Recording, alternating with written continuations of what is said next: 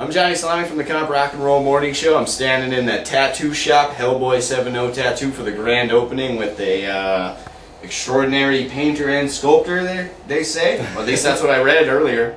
Chet Zar right here. Glad to say I'm excited. Nice to meet you. Great to meet you. Checking out some of your paintings earlier. I'm just curious, how does a sculptor-painter manage to get in with a tattoo shop? What's the connection there? I did my first, I was invited to do a tattoo convention in Florida. The Visionary Expo, which was a combination visionary art / tattoo convention. And when I got there, everybody knew who I was, and it's like I didn't really know the tattoo community other than from like afar, admiring it from afar. Yeah. You know, and a lot of friends I knew had tattoos, but Yeah. I didn't know the actual artists. And so I went to this convention, and it's like everybody knew me, and they're like coming up and saying, "Hey man," they loved it. And I was like, "Oh shit, that's excellent." So, well, man, we're looking at some of your portraits earlier, and they're just so perfectly detailed with everything. It's hard for me to even think that it would transition into a tattoo, that people could even capture what you've drawn already. There's a lot of people have tattooed my work. Apparently, I didn't even realize. I mean, I've gotten emails from people, and people ask me if they can do it, and I always tell them, "Yeah, just send me a picture," Yeah. And so, but then I realized there's a lot more people doing it, and they're fans of my work, which is cool because I'm normally. Before showing to this tattoo crowd, I was showing in this lowbrow art scene, pop surrealism scene, which I still show in. But my stuff is kind of a hard sell to them because a lot of this stuff is pretty, not all of it, but a lot of it, you can kind of hang it on your wall, and your girlfriend's, not going to get pissed if you bring it into the house, whereas my stuff's kind of darker. So then I come into the tattoo community, and it's like, you can't get too dark enough. They embraced you, right? Yeah, so that was pretty cool, so I definitely felt kind of accepted. So I'm always curious about artists. Is this something you make your living off, just painting and sculpting, or do you have any other avenues that you... Well, I come from a film background, special makeup effects for all kinds of movies since a long time ago. 20 years, over 20 years. Oh, you're good at makeup. Could you make this face pretty? Yeah, I don't know. It cost a lot.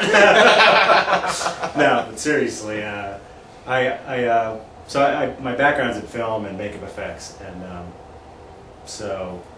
Well, what's your biggest movie? Or what movie did you think you did the best work on?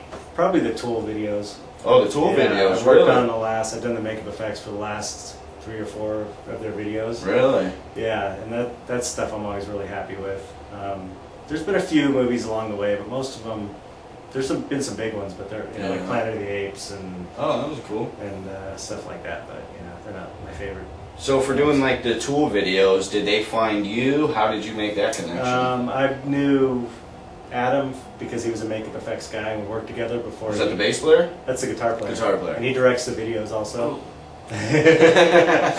So I knew him from makeup effects. We actually jammed together a couple times because he was trying to start a band. Yeah. And it was like we were all kind of busy and didn't quite go past the jamming stages. Next thing I know, he's got Tool and like Mega, and he calls me up and said, "Hey, can you help out with this video?" Nice friend. Yeah. That's awesome. Yeah. So if you're a sculptor, let's say I was your subject, what would you draw as inspiration to sculpt me?